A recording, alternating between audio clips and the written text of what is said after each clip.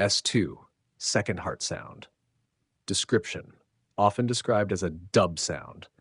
Cause, the S2 sound occurs when the aortic and pulmonic valves close at the end of ventricular systole and the beginning of diastole when the ventricles relax and fill with blood. Timing, it marks the start of the relaxation phase, diastole. Location, best heard at the base of the heart, around the second intercostal space at the left or right sternal border. Key differences between S1 and S2.